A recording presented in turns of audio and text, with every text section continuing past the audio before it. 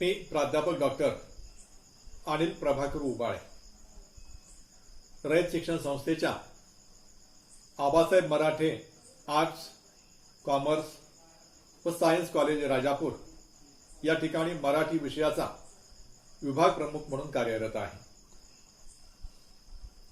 आज मी आपणाला मुंबई विद्यापीठाच्या BA भाग 3च्या अभ्यासपत्रिका क्रमांक 7 भाषा विज्ञान आणि मराठी व्याकरण या अभ्यासपत्रिकेतील घटक क्रमांक 1 मधील भाषा शास्त्राच्या विविध शाखा यापैकी वर्णात्मक भाषा विज्ञान या संकल्पनेवरती आपल्याशी संवाद साधणार आहे. यापूर्वी आपल्याशी ऐतिहासिक भाषा विज्ञान म्हणजे काय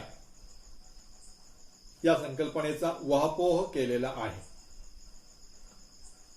आज आपण वर्णनात्मक भाषा विज्ञान ही संकल्पना नेमकी काय आहे हे जाणून घेण्याचा प्रयत्न करणार आहोत.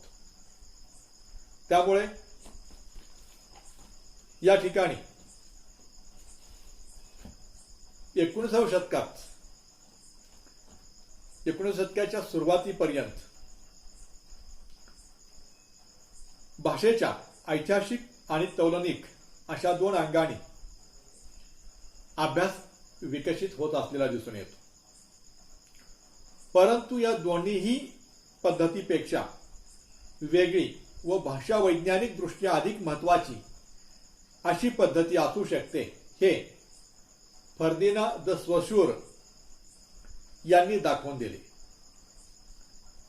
त्यातूनच वर्णनात्मक भाषा विज्ञान ही पद्धती उदयाला आली.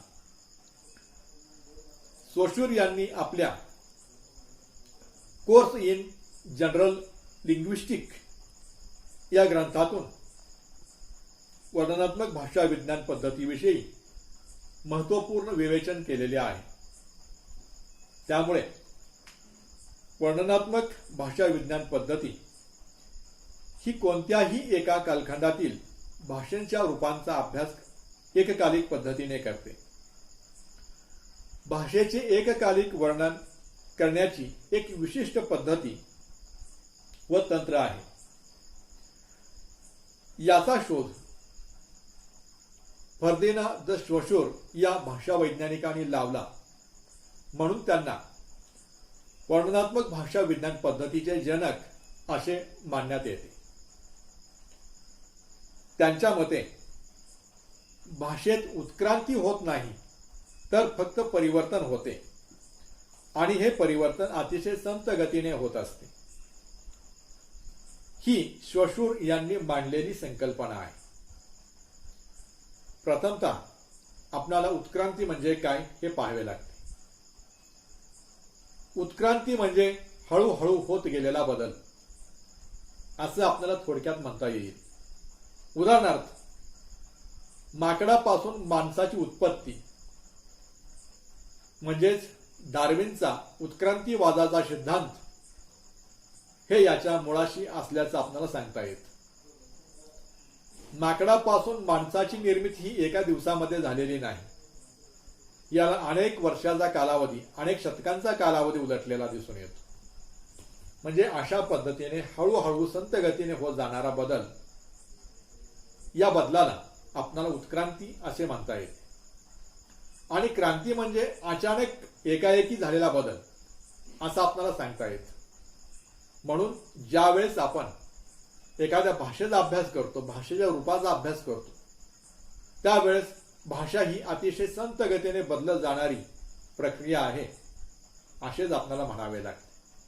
आणि याच अनुषंगाने, या दृष्टिकोनातून एकाच काळातील भाषेच्या रूपांचा अभ्यास करणं, एकाच काळातील भाषेच्या रूपाचा व्याकरणिक दृष्ट्या अभ्यास करणं ही गोष्ट एककालिक भाषा विज्ञानाच्या किंवा वर्णनात्मक भाषा अभ्यासाच्या मुळाशी असणारी आहे याची जाणीव आपणाला स्वशुर या भाषा वैज्ञानिकाने करून दिलेली आहे. त्यामुळे त्यांच्या मते भाषेत उत्क्रांती होत नाही, तर फक्त परिवर्तन होते आणि हे परिवर्तन अतिशय संत गतीने होते, हे विधान आपल्याला मान्य करावे लागते. त्यामुळे या वर्णनात्मक भाषा विज्ञान पद्धतीचा अभ्यास करत असताना, विचार करत असताना या संकल्पनांच्या मधील जे भेद आहेत ते भेद आधुनिक भाषा विज्ञानाचा पाया ठरलेले आहेत असे आपल्याला म्हणावे लागते. प्रामुख्याने ते भेद आपल्याला पुढील प्रमाणे सांगता येतील. त्यातील पहिला भेद भाषिक व्यवस्था आणि भाषिक वर्तन या पद्धतीचा आहे. भाषिक व्यवस्था आणि भाषिक वर्तन असे म्हणत असताना दोन व्यक्तींच्या संभाषणामध्ये व एकाच व्यक्तीच्या वेगवेगळ्या भाषणामध्ये विविधता दिसून येते. या संभाषणातून संप्रेषण शक्य होत असते. संप्रेषण म्हणजे कम्युनिकेशन, देवाणघेवाण, कारण भाषा ही आदान प्रदानातून तयार होणारी प्रक्रिया आहे. म्हणून भाषेच्या मुळाशी असणारी व्यवस्था म्हणजे भाषिक व्यवस्था होय. यालाच भाषा विज्ञानाच्या अभ्यासामध्ये लांग ही संकल्पना वापरली जाते. या संकल्पनेच्या अनुषंगाने व्यक्ती व व्यक्तीनुसार किंवा प्रसंग व प्रसंगानुसार बदलणाऱ्या वाचिक व्यवहारामध्ये ही भाषिक व्यवस्था दृढ असते किंवा बांधलेली असते असे आपल्याला म्हणावे लागेल. कारण भाषिक व्यवस्था किंवा लांग ही एक व्यापक संज्ञा आहे. कारण भाषा ही कोणत्याही समाजाची किंवा संस्कृतीची निर्मिती असते. कोणाही एका व्यक्तीला भाषा निर्माण करता येत नाही किंवा ती वापरून संपवताही येत नाही. याच्या अगदी विरुद्ध भाषिक वर्तन म्हणजे पॅरोल ही संकल्पना आहे. पॅरोल म्हणजे एका विशिष्ट समूहातील माणसाने वापरलेली भाषा होय. या पॅरोलवरच म्हणजे भाषिक वर्तनावरच भाषेचा प्रत्यक्ष व्यवहार चालतो. थोडक्यात अमूर्त असणाऱ्या लांगचे म्हणजे भाषिक व्यवस्थेचे पॅरोल म्हणजे भाषिक वर्तन हे व्यक्तीनुसार प्रकटणारे अंशरूप आहे असे स्वशूर यांनी मत मांडलेले दिसून येते. त्यामुळे भाषिक व्यवस्था हा भाषा विज्ञानाचा मुख्य विषय आहे. कारण ही व्यवस्था माणसापेक्षा अधिक स्थिर असते. यामध्ये भाषेचा किंवा वर्णनात्मक अभ्यास विज्ञान पद्धतीचा दुसरा भेद एककालिक व कालक्रमिक अभ्यास हा होय. एककालिक व कालक्रमिक या दोन्ही भाषा विज्ञानाच्या मुख्य शाखा असून निव्वळ कालक्रमिक अभ्यास म्हणजे भाषा विज्ञान नाही असे मत स्वशूर या भाषा वैज्ञानिकांनी मांडलेले दिसून येते. स्वशूरच्या काळात फक्त कालक्रमिक अभ्यास पद्धतीचेच वर्चस्व होते. त्यामुळे त्याने या दोन पद्धतीमधील फरक स्पष्टपणे मांडून या दोन प्रकारात गल्लत करता कामा नये असे सांगितलेले दिसते. प्रत्येक काळामध्ये त्या त्या टप्प्यावर भाषा व तिची स्थिती स्वयंपूर्ण असते. हे समजून भाषेचा अभ्यास पाहायला हवा असे मत स्वशूर यांनी मांडलेले आहे. अर्थात भाषिक घटकांची समग्र व्यवस्था एका कालबिंदूच्या संदर्भात अभ्यासणे ही वर्णनात्मक भाषा विज्ञानाची पद्धती असून स्वशूर या अभ्यासकाने त्यावर अधिक भर दिलेला दिसून येतो. यानंतर वर्णनात्मक भाषा अभ्यास पद्धतीच्या भेदामध्ये चिन्ह आणि चिन्हित या मुद्द्याचा, या संकल्पनेचा विचार करावा लागतो.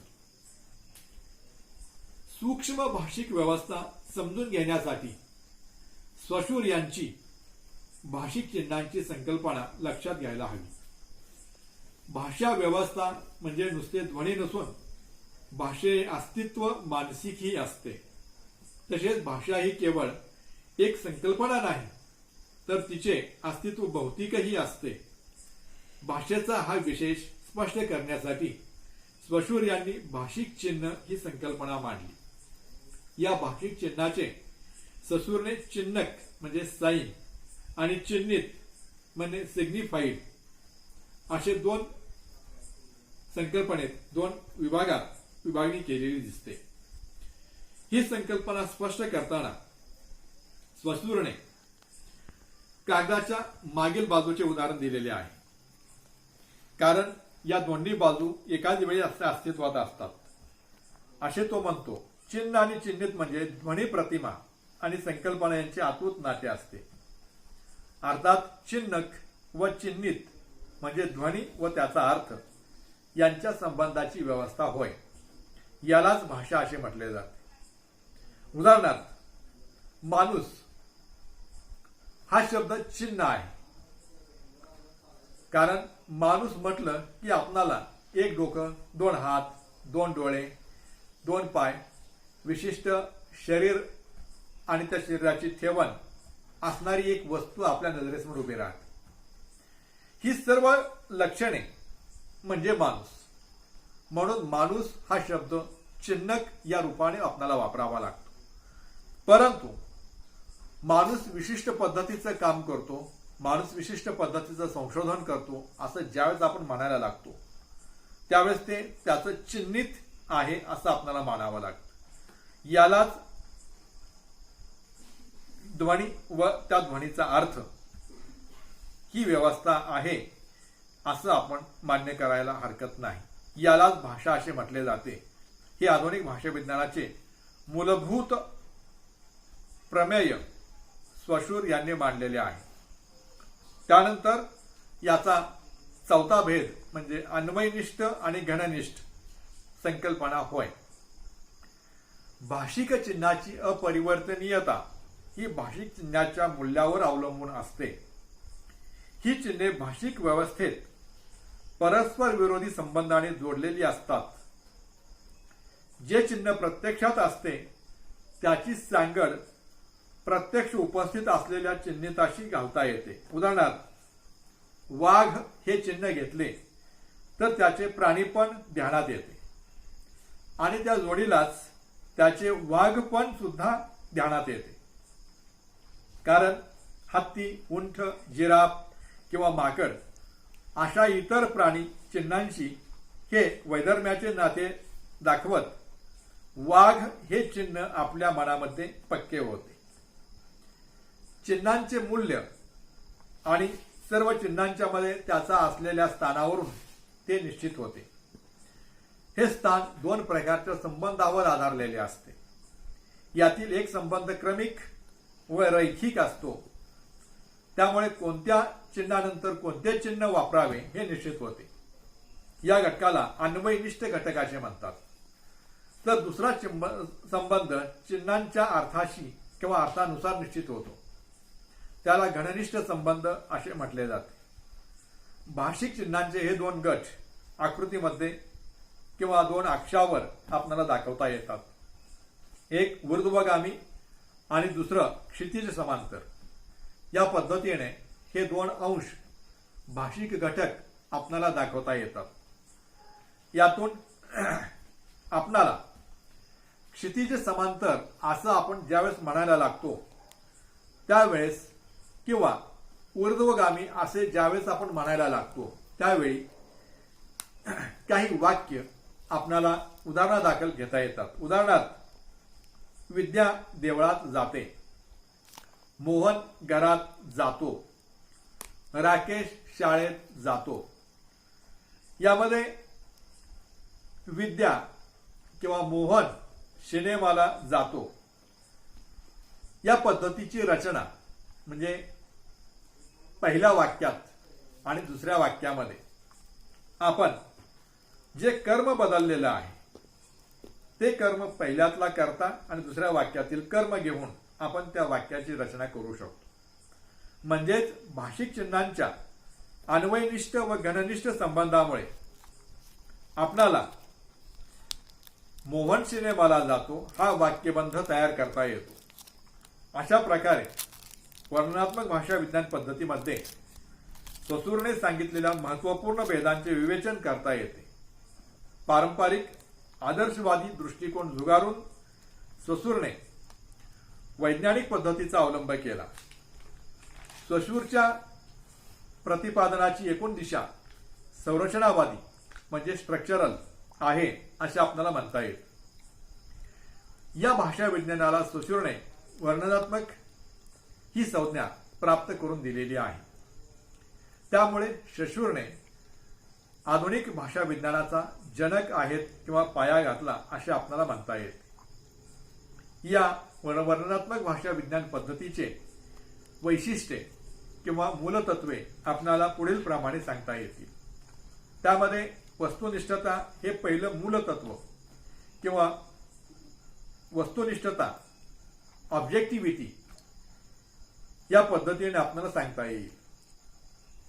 वस्तुनिष्ठ पद्धतीने भाषेचे वर्णन करणे. एखाद्या भाषेचे वर्णन कल्पनेच्या पातळीवरती करणे वर्णनात्मक भाषा विज्ञान पद्धतीला मान्य नाही. कारण संस्कृत भाषा ही अधिक तर्कशुद्ध व परिपूर्ण मानली गेलेली भाषा आहे. त्यामुळे तिला विदग्ध भाषा म्हटले जाते. साहजिकच मराठी भाषेवर संस्कृत भाषेचा व व्याकरणाचा प्रभाव पडलेला दिसतो. आपल्या या ठिकाणी संस्कृतीविषयी जशा समजुती होत्या तशाच युरोपमध्ये लॅटिन भाषेविषयी होत्या. संस्कृतच्या तर्कशुद्धतेसंदर्भात असलेली भूमिका वर्णनात्मक भाषा विज्ञानाला मान्य नाही. वर्णनात्मक भाषा विज्ञानानुसार भाषा ही कधीच शुद्ध अशुद्ध, श्रेष्ठ कनिष्ठ, तर्कशुद्ध तर्कशून्य असू शकत नाही असे ढोबळमानाने या अभ्यास पद्धतीत सांगितले जाते. समाजामध्ये प्रबळ व दुर्बळ असे गट आढळतात. प्रबळांची भाषा श्रेष्ठ व दुर्बळांची कनिष्ठ किंवा गावंढळ अशी वर्गवारी साधारणपणे करण्यात येते. आधुनिक भाषा विज्ञानाने या चुकीच्या समजुतींना तीव्र विरोध केला. पूर्वग्रह दूर ठेवून एखाद्या भाषेचे वस्तुनिष्ठपणे अतिशय काटेकोर असे वर्णन करणे हा हेतू वर्णनात्मक भाषा विज्ञानाच्या मुळाशी आहे. त्यामुळे भाषेत वापरला जाणारा प्रत्येक घटक महत्त्वाचा आहे. त्यामुळे त्याचा अभ्यास या पद्धतीत केला जातो. त्यानंतर या अभ्यास पद्धतीचे दुसरे मूलतत्व किंवा वैशिष्ट्य म्हणजे उच्चारित स्वरूपावरती भर देणे. प्रबळ व सामाजिक गटांच्या संदर्भात पूर्वीच्या काळात लिखित भाषेच्या स्वरूपावर भाषेचे आदर्श स्वरूप ठरवले जात असे. परंतु खरे पाहता भाषिक व्यापारामध्ये बोली किंवा मौखिक नमुन्यांना मध्यवर्ती स्थान दिले जाते. वर्णनात्मक भाषा विज्ञान भाषेच्या उच्चारित किंवा औपचारिक स्वरूपावर भर देते. त्यानंतर या वर्णनात्मक पद्धतीचे तिसरे वैशिष्ट्य किंवा मूलतत्व म्हणजे भाषा ही सदैव प्रवाही असते. प्रवाहितता. भाषा ही सदैव प्रवाही असते, तसेच ती परिवर्तनशील असते. त्यामुळे बदल हा भाषेचा उपजत गुण असतो. कोणत्याही सामाजिक संस्थेचा अभ्यास करताना तिचे स्थिर रूप पकडून अभ्यास करणे आवश्यक ठरते. काळ व बदल हे घटक विचारात न घेता एका विशिष्ट कालबिंदूवरील भाषेचे वस्तुनिष्ठ वर्णन करणे हे वर्णनात्मक भाषा विज्ञान मध्ये किंवा या पद्धतीमध्ये अपेक्षित असते. भाषेच्या पूर्व अवस्थेचा व अन्य भाषांशी असलेल्या तुलनेचा विचार न करता ती भाषा ज्या स्वरूपात आहे तशीच समजून घेतली पाहिजे किंवा घेतली जाते. यानुसार वर्णनात्मक भाषा विज्ञानामध्ये शोशूर यांच्याबरोबरच लेनर्ड ब्लूमफिल्ड यांनीही आपली संकल्पना मांडण्याचा प्रयत्न केलेला दिसतो. त्यांच्या मते भाषा अभ्यासाची पारंपरिक संकल्पना न स्वीकारता भाषेचा अभ्यास अधिकाधिक वर्णनात्मक व वैज्ञानिक स्वरूपाचा कसा होईल याकडे लक्ष दिले की त्यातून निर्माण होणारी संकल्पना म्हणजे अमेरिकन संरचनावाद ही संकल्पना होय. म्हणजेच एका पिढीकडून दुसऱ्या पिढीकडे भाषा कशी संक्रमित होते याविषयीची भूमिका संरचनावादी अभ्यासकांनी मांडलेली आहे. या अभ्यासकांच्या मते आनुवंशिकतेमुळे नव्हे तर त्या भाषिक व सांस्कृतिक माध्यमांच्यामुळे मानवी भाषा एका पिढीकडून दुसऱ्या पिढीकडे संक्रमित होते. एखादी व्यक्ती कोणती भाषा बोलणार हे ती व्यक्ती कोणत्या वंशामध्ये जातीमध्ये जन्माला आली यावर अवलंबून नसते, तर ती कोणत्या समाजात वाढली व शिकली यावर अवलंबून असते.